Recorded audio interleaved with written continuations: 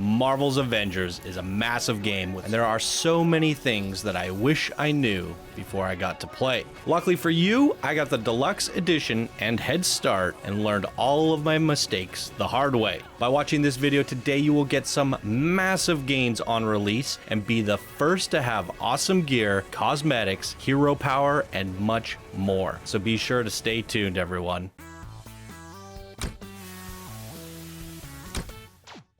Welcome back, everyone. My name is Johnny5Alive, and welcome to Channel 5 Gaming. If you are new here, be sure to hit that subscribe button for plenty more informative Avengers videos just like this. Check out the Avengers playlist in the description of the video, too. If you end up finding this video helpful in any ways, please leave a like and share it with your friends. It really helps me out a lot, and I do appreciate it. With that out of the way, let's get into the 10 things I wish I knew about Marvel's Avengers before playing. Number 1, daily shield challenges and missions. Don't jump into the campaign right away, everybody. Jump right into the Avengers Initiative. Get through the tutorial, and then once you're in the Avengers ship, head over to the war table room upstairs. You will find a lady that has daily challenges and missions. Most of these challenges, besides the mission, can be completed without any thought. Just play the game and you should complete all of them and essentially get bonus rewards for your play session, and you can also try to tackle that bonus mission. If you don't know about this, you are clearly missing out on some goodies on your first day.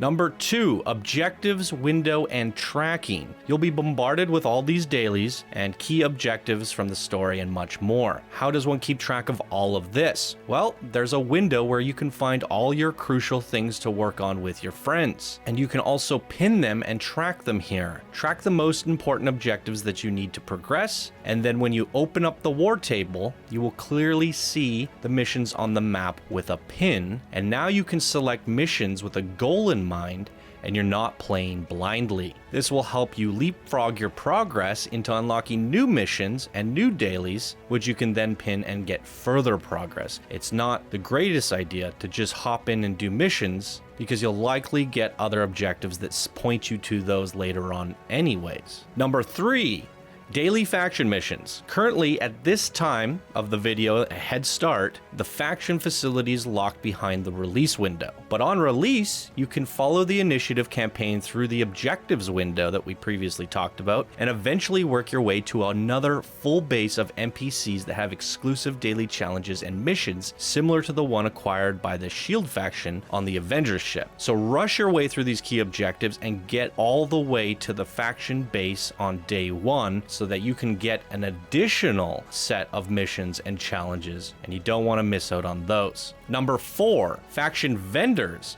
Both the Avengers base and faction bases have unique vendors which offer you gear based on the reputation you have earned by doing all those challenges and missions. So be sure to check back with these guys time to time, because they will give you a bunch of rewards just for talking to them. You'll get awesome gear, credits, resources, and other goodies to help you progress faster through harder missions of the campaign. This can certainly give you a leg up on some of the harder challenging missions ahead of you, and it doesn't cost you anything other than checking in with them. Number 5, war tables rotate missions. This is a really interesting one.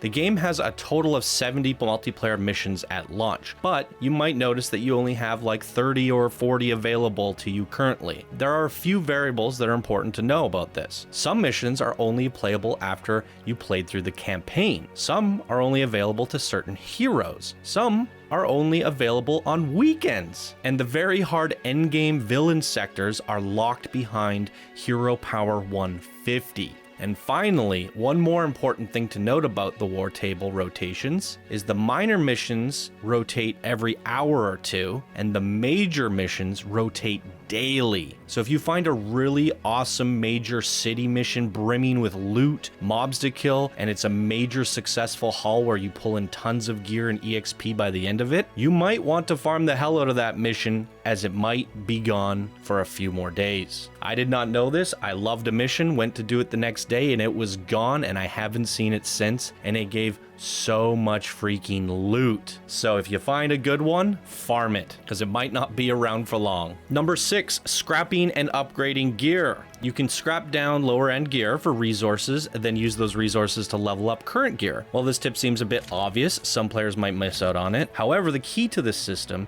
is using it at the right time. Early game, you will be replacing gear so quickly, it's mostly a waste to upgrade it. Save your materials until you get a nice legendary drop, and upgrading that will give you 3 amazing passive abilities attached to the gear, and it'll boost your hero power a ton. And generally speaking, a legendary upgraded to its fullest is generally better than an epic 10 levels higher due to the passive skills that are listed on the gear. So upgrading legendaries is still a good idea while leveling up. Number 7, gear vendors. Gear vendors found on the ship can offer a variety of gear and materials used for upgrading. The materials purchased use the same resource as the cost for buying the gear. So you have 2 choices to make here. Do I buy new gear, or do I buy resources to upgrade my current gear? It's not a bad idea to buy some legendary gear to boost one of your alternate heroes, or your current hero even, or buy some resources to power up one of the legendary items on your character. The key thing to note here is the resources used for both buying resources or gear isn't used for anything else in the game. So you want to make use of these fragments you're earning and don't let your vendors go unused, as you're not going to use those resources on anything else. Number 8, cosmetic vendors.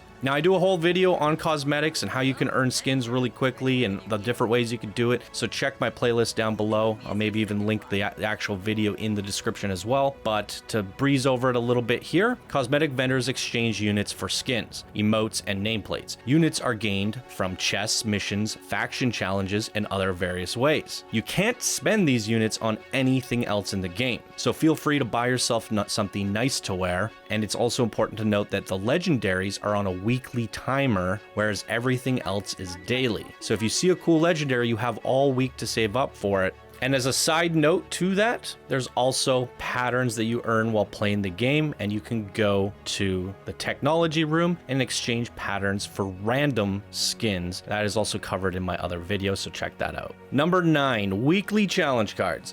If you're jumping in on release date, which would be today at the time of this video, it's important to know you are within 24 hours of a crucial deadline. Weekly challenges appear to reset on Saturday night, midnight for all time zones, unless they change that after the time of this recording, but that's how it is currently. On my game, it shows that the weeklies are resetting on Saturday night, and that is a day after you guys start on release, which means it's a good idea to skip the campaign for now and jump right into Avengers Initiative mode and start checking out the things you need to complete on all your heroes, because each weekly grants 11 points to your challenge pass, and it requires 4 to earn a new reward. With 22 points earned from beating both weeklies, you should progress almost 6 levels of your 40 tier challenge pack. If you guys want to know a great way to cheese the daily and weekly missions just to get it done really quick, check the playlist again. I have a whole video for how to rapidly beat dailies and weeklies. And number 10, daily challenge cards. As of the previous point, you also have daily challenges per hero. Completing dailies grants you 3 points each. Doing both should move you up 1.5 tiers of your 40 tier pass. Doing 2 dailies and your weeklies, you will have unlocked your first skin on your second day of playing Avengers.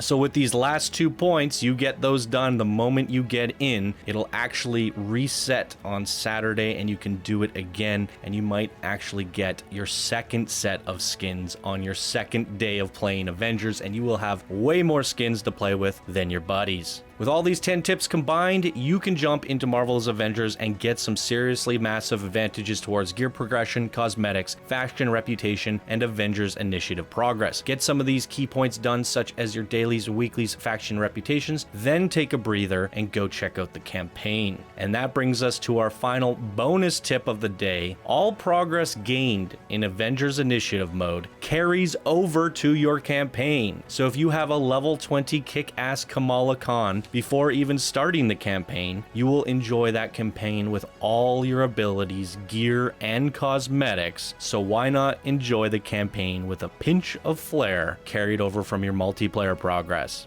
Really cool stuff.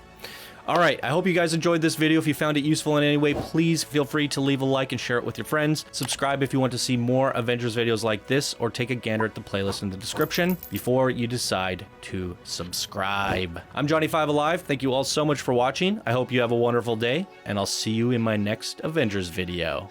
Bye now.